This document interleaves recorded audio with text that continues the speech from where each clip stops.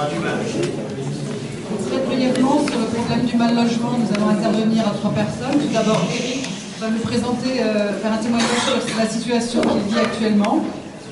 Ensuite, Rémi, qui est bénévole dans le Secours catholique au pôle d'Allo, qui parlera de son expérience et des situations qu'il a rencontrées. Et je t'interviendrai ensuite.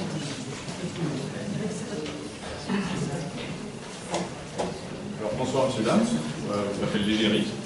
Et justement, moi, je viens vous faire excusez-moi. Voilà, alors moi, c'est ma situation actuellement, SDF, et justement, recherche de logement. Et justement, ça fait déjà 1 an et demi que je cherche aussi, depuis ce petit laps de temps. Toujours pas évident, parce que bon, c'est vrai que j'ai fait le 115, Chapsa, l'hôpital de Chapsa, je ne sais pas si vous connaissez un petit peu. Et ensuite, a été logé aussi, après, justement, par le 115, une association qui s'appelle La Colline. Ensuite, justement, j'ai été aussi avec la famille, les amis qui n'ont pas vraiment prêté justement l'attention, notamment pour être logé définitivement avec eux. Ensuite, justement, j'ai travaillé aussi en tant que menuisier, justement en tant qu'un contrat de 4 mois. Et ensuite, j'ai toujours travaillé, cherché aussi un peu de l'intérim. Chose qui n'est pas toujours évidente parce qu'avec le 115 et le travail associé à tout ça, psychologiquement et physiquement c'était assez fatigant. D'ailleurs j'ai perdu aussi un emploi à cause de ça. Et ensuite après j'ai eu beaucoup de problèmes aussi financièrement parce que le chômage, pas toujours évident parce qu'avec les ressources, c'est assez limité. Et ensuite on a eu beaucoup de recherches aussi de mon entourage aussi avec tout ce qui est administratif. C'est évident parce qu'en cherchant un logement, en tant que justement intérimaire, justement les agences immobilières n'acceptent pas les intérimaires. Et ça m'a aussi bloqué sur mes recherches. Vraiment, je n'ai pas beaucoup baissé les bras. J'ai été justement à la haute et puis j'ai continué à chercher.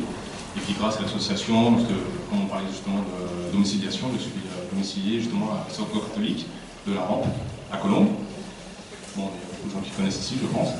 Et puis grâce à eux justement, puis avec Geneviève et puis des personnes que j'ai connues, qui m'ont beaucoup aidé. Et actuellement, voilà, ça va, je m'en sortir. Et puis aussi, j'ai aussi fait aussi tout ce qui est recherche aussi, tout travail et puis logement. C'est pas toujours évident.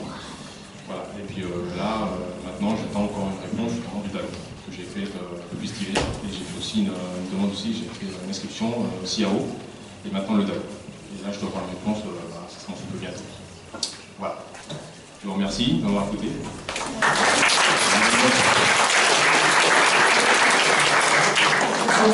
J'ai une solution sans problème pour loger ce genre de personnes. On va écouter, mais je les ai. Venez me voir, je peux vous les donner. Et c'est du sûr et certain, c'est pas du blabla. Mais on ne veut pas entendre ma parole.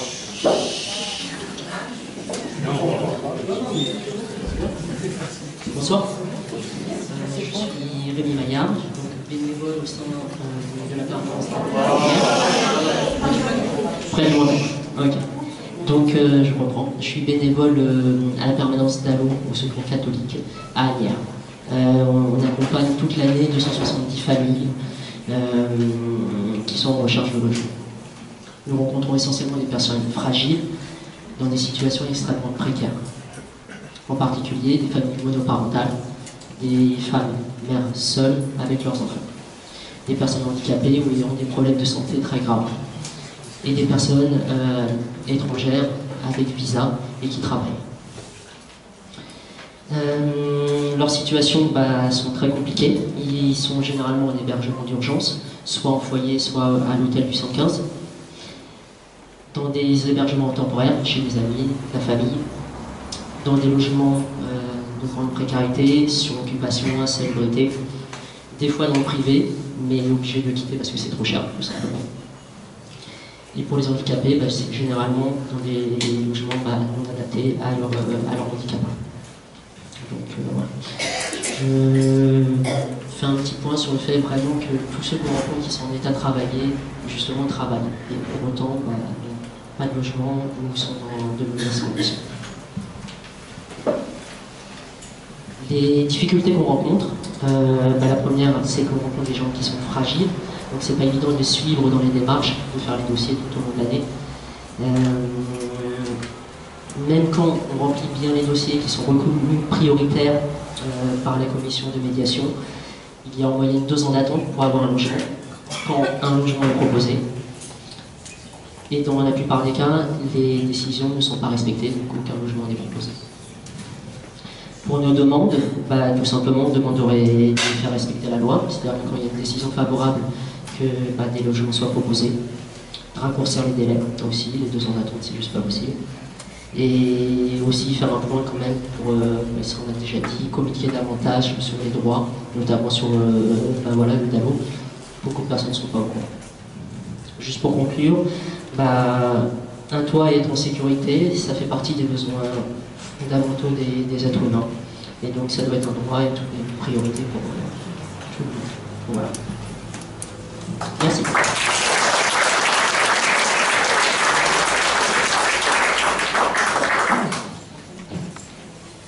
Je suis Geneviève Gojard, bénévole au Secours catholique, et je suis également membre du collectif Groupe Logement à Colombes et du collectif interassociatif et de citoyens Agir pour un logement digne pour tous à Colombes. Alors, des associations et des citoyens se mobilisent. Ce groupe de citoyens s'est constitué en 2007. Depuis 2016, des associations se rencontrent régulièrement pour agir contre le mal-logement. Alors pourquoi ? Le droit au logement est inscrit dans notre Constitution. L'État est garant de l'application de ce droit. Or, que constatons-nous ? Ce droit n'est pas appliqué ou très mal. Nous vous demandons, à vous, futurs parlementaires, de faire en sorte que l'État mette en place les moyens pour que ce droit soit appliqué. C'est une question de cohésion sociale et c'est urgent. Vous venez d'entendre le témoignage d'Éric, sa souffrance face à l'insécurité du logement. Éric est jeune et solide, mais vous pouvez imaginer des personnes âgées, des personnes handicapées, des femmes seules, des enfants dans ces conditions. C'est un véritable désarroi. Et quelle est la réponse de l'État aujourd'hui? L'État paye très cher des nuits d'hôtel. Les personnes, les familles sont ballottées d'un endroit à l'autre dans toute l'île de France. Comment savoir où scolariser un enfant quand on ne sait pas où on va dormir ce soir? Toutes les journées sont centrées, et toute l'énergie des personnes sont centrées sur l'appel au 115, trouver où se nourrir, les trajets pour aller à l'école, les démarches administratives. Le 115 aujourd'hui est engorgé, mais les personnes doivent appeler tous les jours, toutes les semaines, tous les mois pour faire valoir leurs droits, demander où est-ce qu'elles vont pouvoir dormir ce soir. C'est un véritable gaspillage de nos deniers et une grosse dépense d'énergie des services sociaux et des acteurs sociaux en général. Nous vous demandons donc à vous, les futurs députés, de veiller à ce que l'État facilite l'accès des personnes à l'hébergement et un hébergement digne, de réorganiser l'hébergement d'urgence pour mettre fin au ballottage des personnes hébergées en hôtel. Dans notre territoire, il n'y a pas suffisamment de logements.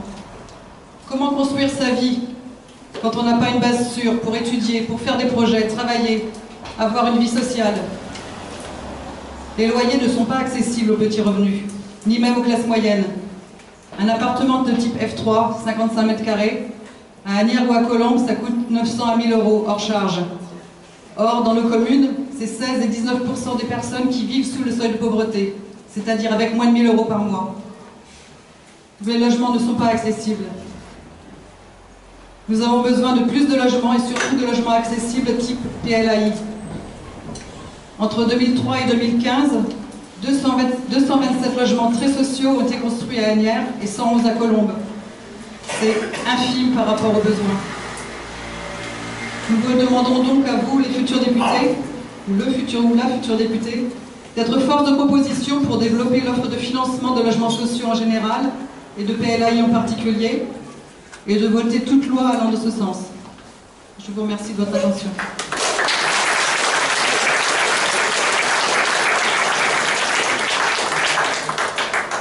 Madame Barthélémy, oui, je vous laisse transmettre le flambeau derrière. Merci. Alors, essayez de tenir le timing.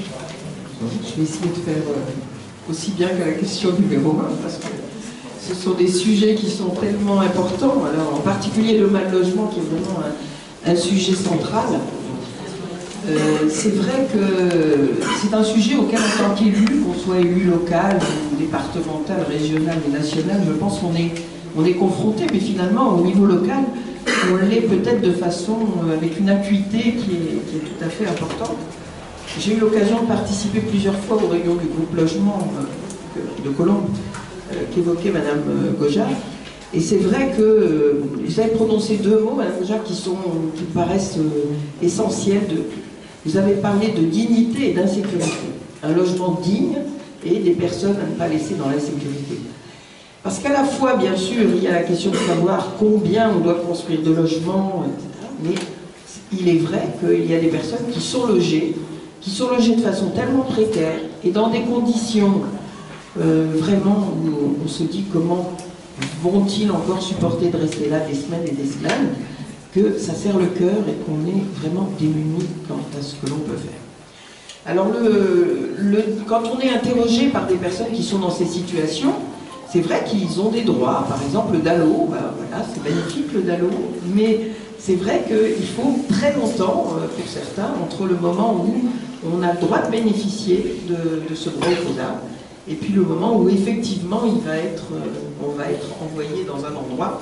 Et en attendant, c'est toujours le 115, et ce sont toujours des solutions extrêmement précaires. Moi, dans le cadre associatif, j'ai eu à vivre ça pour des personnes que nous souhaitions aider. Et on se retrouvait, à part pour des grandes périodes de 6 mois, 7 mois, 8 mois, avant qu'il y ait une solution un peu pérenne qui soit trouvée, la seule solution qu'on avait trouvée, c'est le faire héberger chez nous, chez des amis. Parce qu'il n'y avait pas de solution autre que ça.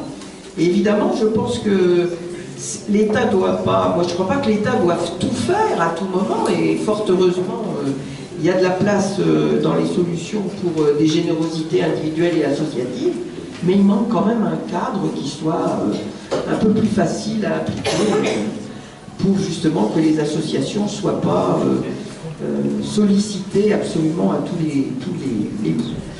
Sur le plan de l'organisation mise en place par l'État, dès qu'arrive le froid, c'est une saturation qui est encore pire que le reste de l'année. Et évidemment, vous proposez la fin des déplacements continuels des personnes hébergées.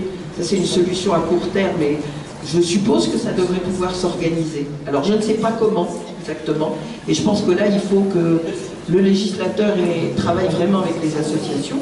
Et l'autre, à moyen terme, sur la création d'un nombre suffisant de logements sociaux et très sociaux, on ne peut évidemment qu'être tout à fait d'accord. Et dans notre département, pourtant riche des Hauts-de-Seine, on sait, il y a des communes qui préfèrent payer des amendes que respecter la loi. 150 000 logements sociaux, dont 60 000 très sociaux, avec le nombre de communes qu'il y a en France, ça ne devrait pas être insurmontable, mais il faut s'emparer vraiment du sujet et dialoguer, je pense, entre les différents niveaux que sont l'État et les municipalités. Alors, je termine juste la dernière phrase. Et je pense qu'il y a un petit point de vigilance à avoir, là, avec des choses qui nous ont été annoncées, qui effrayent à juste titre les municipalités, en disant, bon, la taxe d'habitation,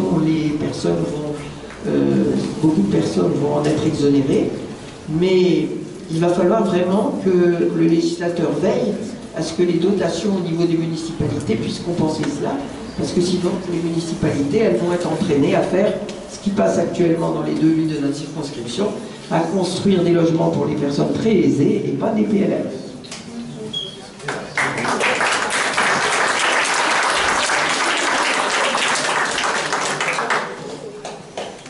Merci. Donc, déjà, rappelons un chiffre pour ce qui concerne le 115. En hiver, c'est plus de 50% des appels au 115 qui ne sont pas satisfaits. C'est scandaleux. C'est même dramatique, puisque on met en plus un projecteur, particulièrement à cette période-là, parce que les températures sont particulièrement froides, et que les médias s'emparent de ces sujets particulièrement difficiles. Mais de toute façon, la situation des personnes qui vivent dans la rue, dans des situations particulièrement compliquées, nécessitant un appel au 115 et un hébergement d'urgence, c'est toute l'année, on est d'accord. Enfin, nous, on est d'accord, ici, dans cette salle, mais pas forcément tous les politiques, on va pas se mentir, et puis on a besoin, effectivement, d'avoir un effort continu pour l'hébergement d'urgence.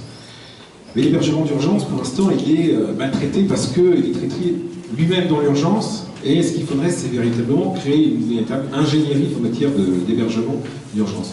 Pour l'instant, on fonctionne uniquement sur les injonctions du juge, suite à la loi Dallot, donc ensuite les intervenants des différentes administrations en charge de trouver le logement d'urgence n'ont pas forcément les moyens de formation ou les moyens techniques de pouvoir accéder aux demandes d'urgence suite à la loi Dallot.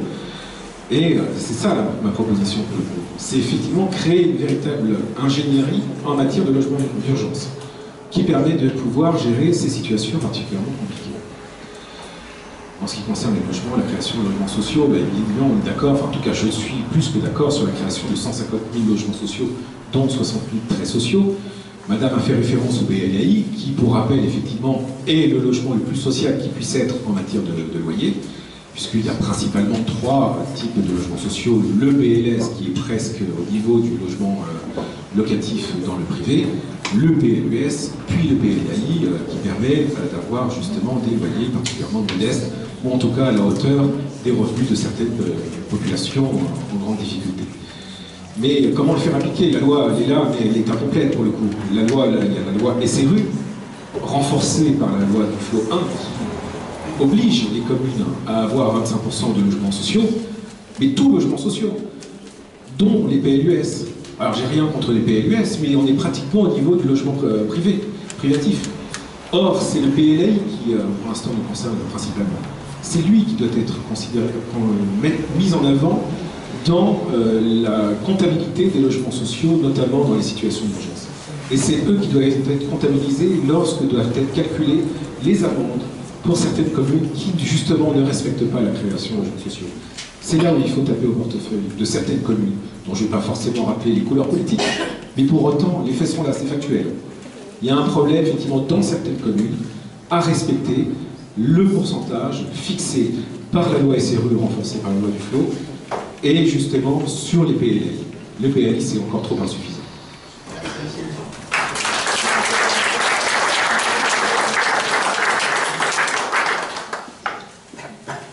La France Insoumise, effectivement, est tout à fait d'accord avec ces propositions, mais on va aller même au-delà. Donc la France Insoumise est d'accord pour un développement massif des logements sociaux, mais des logements sociaux de qualité, ce qu'il ne faut pas oublier. En chiffres, nous, on irait plutôt sur 1 million de logements sociaux, réellement sociaux, comme vous-même vous le précisez, donc PLAI et éventuellement PLLUS.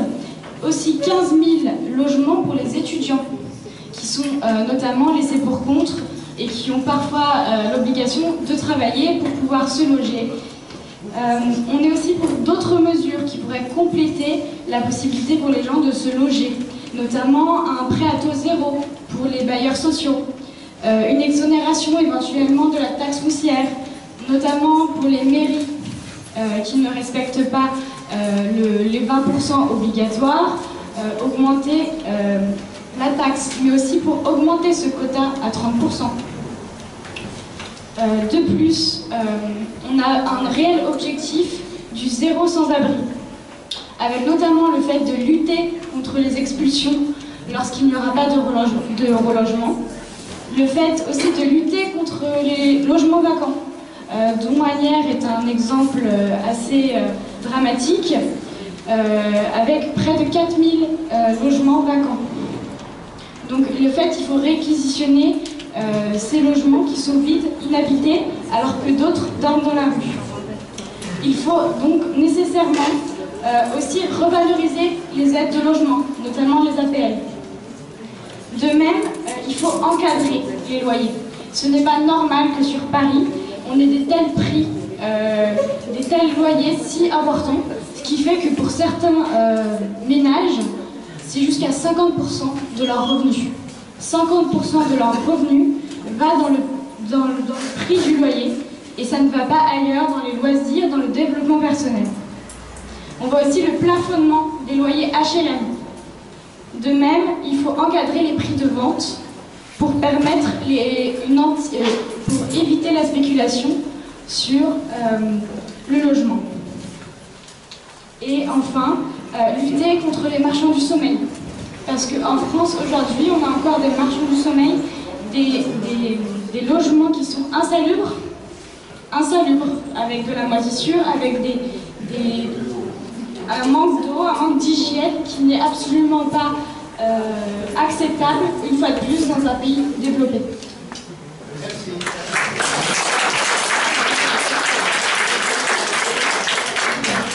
Deux sujets, le logement social et le logement d'urgence.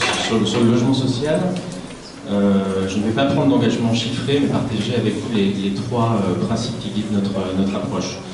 Premier principe, construire néanmoins davantage de logements sociaux, j'y reviendrai. Favoriser la mobilité au sein du parc social. Et enfin, point important, réformer les modalités d'attribution de ces logements sociaux, ce sujet qui n'a pas été évoqué jusqu'à présent. Alors ça passe par quoi? Ça passe d'une part par le maintien d'un certain nombre de dispositifs de la loi SRU, dont on sait qu'elle est comme générateur de construction de logements sociaux, et l'encadrement des loyers qui sera maintenu dans les zones tendues, tant que les zones seront tendues. On va poursuivre la production de logements sociaux au même rythme et au même niveau que les années précédentes, et notamment l'année 2016, je crois, a été la première année où l'objectif était atteint avec la construction de 130 000 logements, parce qu'il faut les construire, les logements, une progression de 14% par rapport à l'année précédente. Et puis faire la transparence sur l'attribution des logements sociaux dans les zones tendues, avec la mise en place d'un système simple, qui soit clair, lisible pour tout le monde, basé sur des points. Voilà, un système à points, fondé sur des critères objectifs, votre niveau de revenu, la taille de votre famille, la localisation où vous cherchez un logement. Comme ça, tout le monde sait où il se situe, à quoi il peut prétendre et dans quel délai estimé il peut espérer accéder à un logement social. Il y a trop de gens aujourd'hui qui sont encore dans une incertitude devant cette situation-là. J'essaie d'avancer, renforcement de la mobilité dans le parc social, et puis on parlait de logements étudiants tout à l'heure, on s'engage là pour le coup à construire sur le quinquennat 80 000 logements pour les étudiants. S'agissant du logement d'urgence, on a une approche sensiblement différente, qui est celle de cibler notre politique sur le logement d'abord.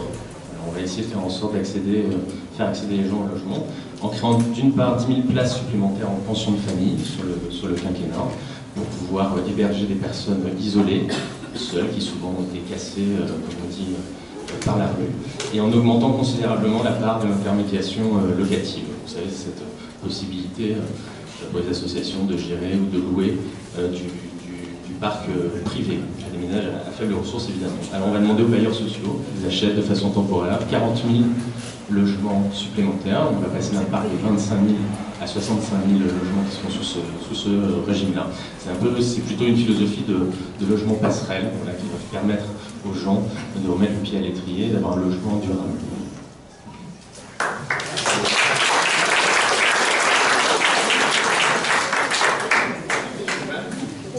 Merci. Concernant la question de l'hébergement d'urgence, dire d'abord que quand on n'a pas connu l'hébergement d'urgence ou quand on ne l'a pas vu de près, on ne peut pas imaginer ce que c'est. Donc je salue le travail des associations qui connaissent de près cette détresse des personnes qui sont concernées, mais nous aussi en tant qu'élus, on la fréquente cette détresse. Moi en tant que mère adjointe à l'éducation, je vois les familles qui sont gênées, mais qui sont considérablement embêtées dans leur quotidien parce que l'hébergement d'urgence entraîne le ballottage que vous indiquez. Les enfants, on ne sait pas où les scolariser, et d'une année sur l'autre, il peut y avoir des déscolarisations. Alors à Asnières, nous faisons attention à la continuité éducative des enfants. J'ai été en proie à une difficulté particulière d'une famille qui habitait dans le 93, mais dont les enfants étaient scolarisés à Asnières. Et j'ai appris par le plus grand des hasards, je crois que c'est en lien avec le Secours catholique, que les enfants déjeunaient dans un parc à midi.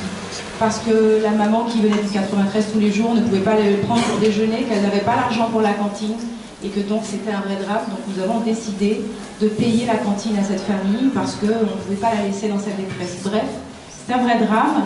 Et par rapport à cela, je crois qu'il faut considérablement refonder la politique d'hébergement d'urgence, éviter les hébergements longs, mettre un terme, une limite à un hébergement d'urgence, 6 mois maximum, entamer un grand plan de construction de foyers, appartements, logements, individuels ou familiaux.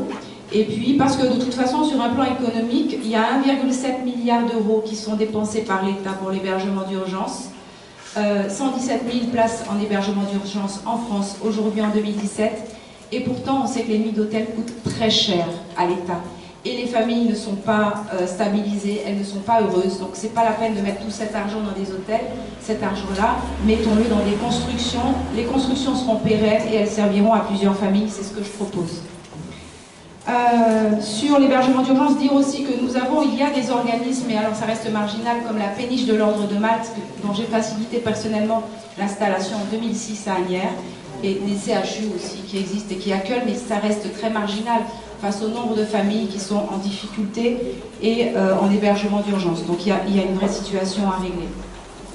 Sur la construction de logements sociaux, dire qu'en 2007, il y avait 500 000 logements qui étaient construits en France. En 2017, 360 000. Vous voyez la baisse du nombre de logements, une chute de 10%. Je veux dire aussi que, évidemment, il y a une nécessité de reconstruire, relancer la construction de logements, et particulièrement de logements sociaux. Pourquoi? Parce que 75% de la population française est éligible au logement social. Ça veut dire que vous prenez cette assemblée, vous prenez 75%, les 3/4, tous peuvent prétendre au logement social. Malheureusement, il n'y a pas autant de logements sociaux. À Asnières, par exemple, nous avons 3800 demandes en attente. C'est pareil dans toutes les villes, ce n'est pas une situation propre à Asnières. Donc il faut relancer la construction de logements sociaux. Moi, je crois personnellement à la question de parcours résidentiel. Je crois qu'il faut un équilibre. Il faut des logements sociaux très sociaux, des logements sociaux un peu moins sociaux, des logements sociaux pour des personnes qui ont un accident dans la vie et qui souhaitent évoluer. Parce que je pense qu'il faut de toute façon une rotation dans le logement social. Dès que ça va mieux, il faut sans doute aussi envisager, et parfois, pardon, ça peut aussi blesser les personnes qui sont dans le logement social, mais on peut imaginer que quand on est dans le logement social et que la situation s'est améliorée, on puisse évoluer, passer dans le logement privé, bien sûr. Donc, dernière mesure, remettre le maire au centre de la politique d'attribution des logements sociaux et dire à ma voisine en toute gentillesse et sans animosité que quand on est éligible au logement social, on n'est pas aisé et que donc à Asnières, c'est vrai qu'on a construit des logements dits PLS ou PLAI ou autres, mais ils ne bénéficient pas à des personnes aisées parce qu'à partir du moment où elles respectent les plafonds de revenus, ça veut dire qu'elles ne sont pas aisées, elles sont éligibles au logement social. Voilà, merci.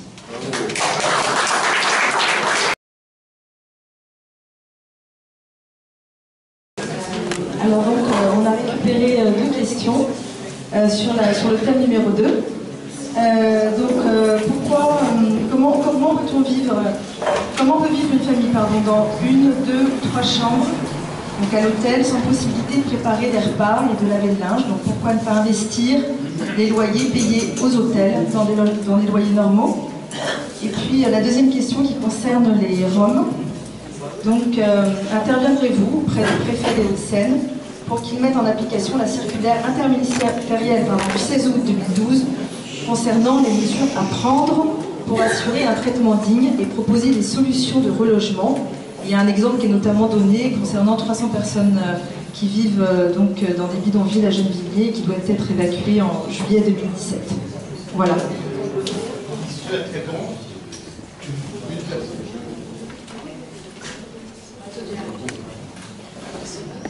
Ça va aller très vite parce que la première question, j'en ai parlé en expliquant que les nuits d'hôtel, l'argent investi dans les nuits d'hôtel pourrait tout à fait être investi dans de la construction de foyers logements.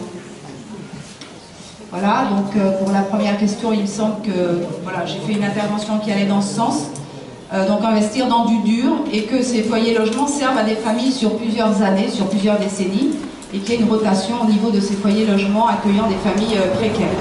Sur la question des Roms, mais j'aimerais bien entendre aussi mes concurrents et voilà, parce que c'est important de savoir ce que tout le monde pense, hein, je pense que c'est important, ça intéresse tout le monde.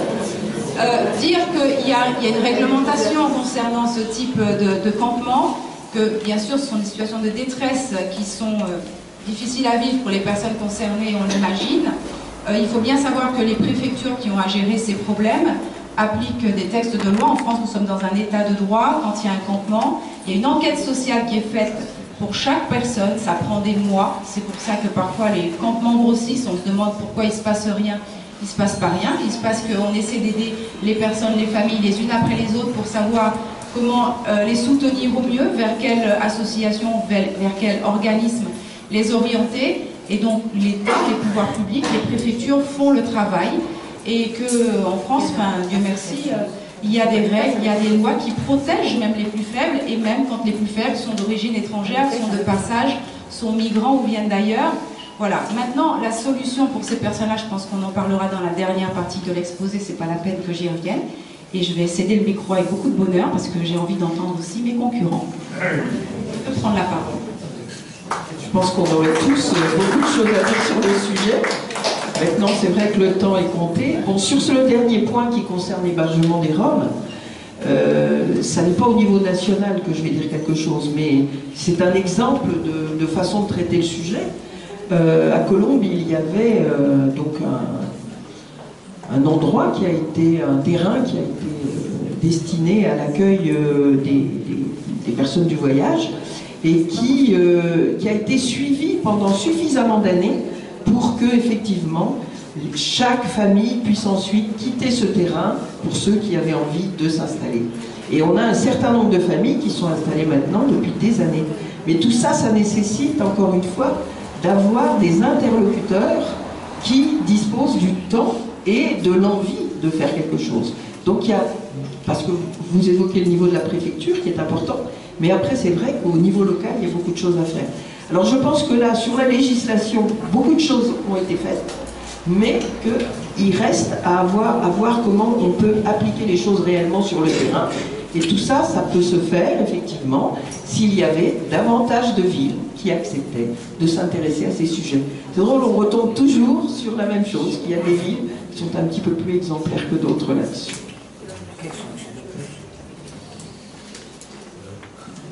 Je voulais juste, quand même, par rapport aux dernières interventions, faire un petit distinguo entre les Roms et les personnes issues de la communauté des gens du voyage, qui n'est pas tout à fait la même chose. Il y a un terrain à Gennevilliers qui est mutualisé entre les différentes communes, puisque effectivement on peut reconnaître qu'il y a un petit problème de foncier quand même, on est dans un territoire très dense sur le nord de Haute-Seine. Donc effectivement il se trouve à Gennevilliers. Le seul problème que je pourrais lui reprocher, la seule chose que je pourrais lui reprocher, c'est qu'il est au fin fond du port de Gennevilliers. Ce qui n'est pas forcément l'endroit, je veux dire, le plus vivable. Je veux dire, la personne issue de la communauté des gens du village ont tout à fait droit à avoir un accès à un terrain qui soit, je dirais, plus proche des centres-villes. Là, au fin fond du port, zone classée, c'est les zones 2, pour le coup. Je veux dire, si c'est pas stigmatisant, qu'est-ce qu'il est pour le coup. En ce qui concerne les Roms, donc qui est un sujet un petit peu différent, on est dans une problématique différente et on rentre là. Oui. La question était le bidonville le long de la nationale 35 doit être évacué début juillet. Voilà. Est-ce que vous allez soutenir la mairie de Gennevilliers qui demande à la préfecture de mettre en application la circulaire interministérielle du 12 août 2012 qui est toujours pas en application? Excusez-moi de intervenir, mais c'est un problème. Là, il y a 300 familles, la moitié d'enfants. Enfin, 300 personnes dont la moitié d'enfants. À Gennevilliers, le long d'une autoroute. Oui, mais il va les mettre là. Non, mais on est sur une réelle problématique, madame. Je suis d'accord avec vous, effectivement. Excusez-moi. Non, mais j'ai un peu compris le sens de votre intervention, mais je voulais faire quand même un distinguo entre les deux populations. C'est pas les mêmes, ça me paraissait important, puisqu'on n'est pas forcément sur les mêmes problématiques. Mais dans les deux cas, c'est des problématiques qui sont mal gérées. Donc, effectivement, il faut accompagner ces familles. Il ne faut pas les laisser repartir dans la nature. On est d'accord. Et on revient sur la problématique de l'hébergement d'urgence, qui sera effectivement une solution à court terme. C'est la seule solution, enfin, c'est la seule réponse que je peux vous apporter tout de suite. Il n'y a pas de question. Mais si on fera des interventions, si je ferai une intervention, peut-être, bien évidemment, oui. Bien évidemment, oui.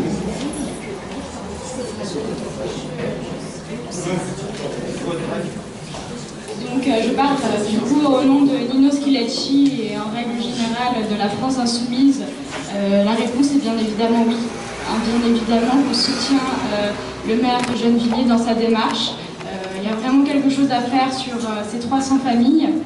Et effectivement, je pense que oui, il faut imposer, c'est vraiment imposer la prise en en charge, la réelle prise en charge de ces familles, notamment la scolarisation des enfants, parce que c'est une obligation légale qu'il faut mettre en place, sauf qu'il y a des mairies qui refusent de scolariser des enfants roms, et qu'il faut donc, effectivement, le député Nino Schilacci appuiera le fait qu'il faut s'occuper de reloger ces familles.